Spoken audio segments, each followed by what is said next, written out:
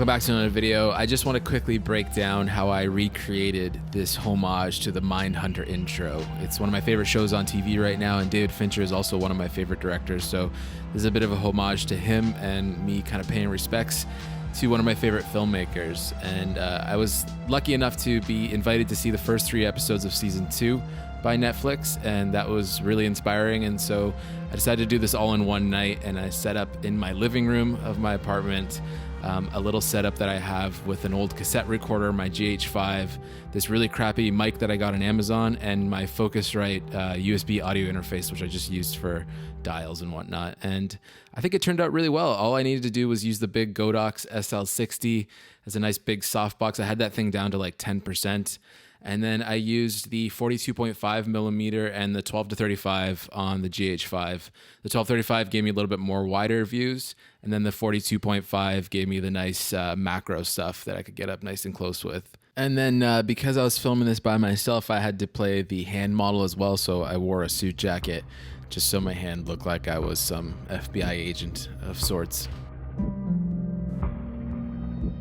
In terms of the edit, the first thing I had to do was break down the original title sequence so I could make a rough shot list, and then I marked out the flash sequences that cut away to these like CGI decomposing body parts.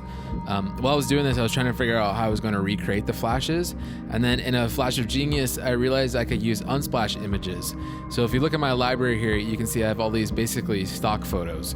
So I searched for things like creepy, body, I even searched naked, and then I layered all these and added some quick keyframing to give them some motion. And then I also have Final Cut's projector effect on there and some color grading just to make them a little bit extra creepy. For the final title reveal, I used some footage that I have of Lake Ontario from like a lens test that I was doing. And then I layered that on top of a piece from my cassette sequence. Then all I had to do was do some masking and some compositing to blend everything together, and then it reveals the title. For color grading the live action stuff, I used FilmicPro on the Panasonic GH5 log footage. This is Kodak Portra 400 emulation with a bit of extra green tint added just to match the original.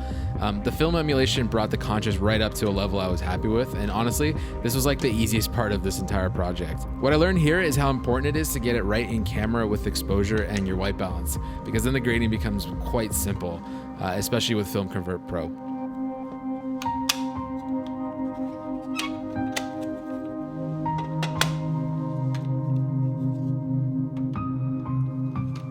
And there you have it. That's how I recreated the Mindhunter title sequence from scratch in one night. I definitely recommend you try a project like this because they can be quite fun and you learn a lot by emulating your idols. And you might surprise yourself with what you're capable of.